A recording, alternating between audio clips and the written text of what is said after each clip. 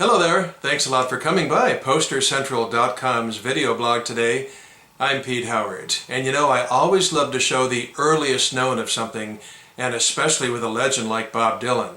And this indeed is the earliest known concert poster from just a month after the release of his first album titled Bob Dylan. Now, there's no real strict definition about the difference between a poster and a handbill, but 11 by 17 inches, exactly what this is often considered the benchmark for when it stops becoming a flyer or a handbill and an advertising piece can now be called a poster. So I've already blogged the earliest known Dylan handbill from exactly a year before this, April of '61, at Gerde's Folk City when Bob was opening for John Lee Hooker. So at 11 by 17 inches, I consider this to be the earliest known poster, again from April of 1962. Now they did make two versions of this. They made this one is the white paper version, and the other was on beige cardstock. And I got a picture of it here for you, and that's what it looks like in beige on the thicker material. That line across the top of the poster, by the way, is just a reflection from the plastic encasement it's in to protect it. But I'll blog this poster eventually. But you know, the paper version was more versatile, if you will. It could easily be folded up and mailed out, which this one was, so that various for all the reasons something is mailed out, both for posting and just for informative purposes. But boy, look at the historic nature of this thing, huh? University of Michigan Folk Festival, the weekend of April 20 through 22 of 1962. And in Ann Arbor, Michigan, which has always been a great place for vintage concert posters. There was a great Dillon one there from 1964, a great Janis Joplin one from '69. John Lennon did a rare concert there in '71, and that has a great poster, so there's just lots of examples. And dominating this poster is that, interesting banjo graphic right in the middle. Now, I usually go through musicians in order, and but in this case, rather than leading up to Bob, I'm going to take him first because the misspelling is such a fun distraction. Yep, there it is in the lower left corner. Sunday, 2 p.m., Bob Dillon, D-I-L-L-O-N, Union Ballroom, 90 cents. Now, normally, of course, 90 cents would get all the attention for the single greatest songwriter in rock music history, but that jarring misspelling really steals the spotlight. To me, this smacks of a booking done over the telephone, with an added degree of carelessness at one end or the other. Although I would tend to point to the New York end as being more at fault. But, the fact is we have zero idea how this happened, and never will.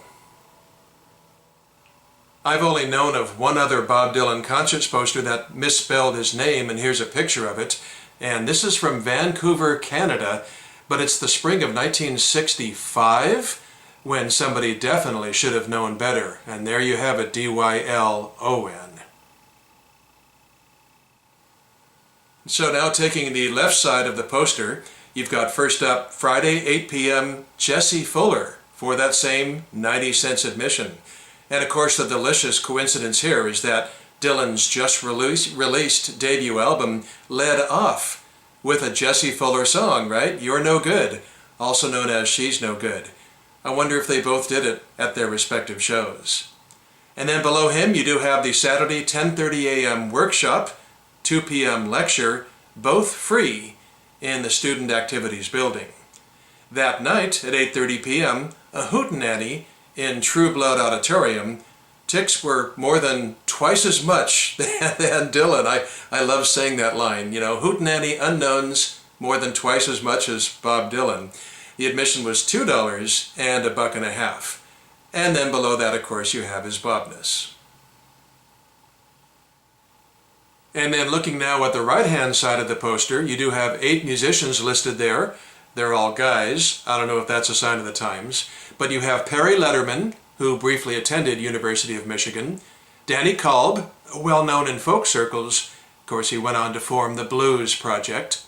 Paul Prestopino, soon to be a member of the Chad Mitchell Trio. Mike Shirker from nearby Detroit, and a longtime friend of Pete Seeger's. Joel Meyerson, a songwriter who morphed into psychedelic folk rock in the mid-60s. Mark Silber, a blues guitarist from Michigan. He ended up running a Greenwich Village musical instrument store alongside Izzy Young.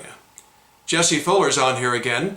I should have mentioned he's a one-man band, best known for San Francisco Bay Blues, which is an early Dillon, bootleg favorite of ours. But it was covered legitimately by Paul McCartney, Eric Clapton, Janis Joplin, John Lennon, you name it. It's a standard. And then you've got Dillon, once again misspelled, doubling down on their fun mistake. And the paragraph below that does say, and many others from Oberlin, Michigan State University, Chicago, WSU, but does that mean Wisconsin, Wichita, or Washington State University? But then it does say Wisconsin after that. But then it also says California and New York. So it's this interesting jumble of colleges, cities, and states. And then there's a rubber stamp down there right by the banjo, and it says University of Michigan Folklore Society, Student Activities Building in Ann Arbor, Michigan. And along the right edge of the poster there, it does say Tickets, Disc Shop, Door, and Union Desk. So it's a bit primitive, but boy, it's very, very early. And until we find a 1961 poster with Dillon's name on it, or a Golden Chords poster from Hibbing High School, this is it as far as being the earliest known Bob Dylan concert poster.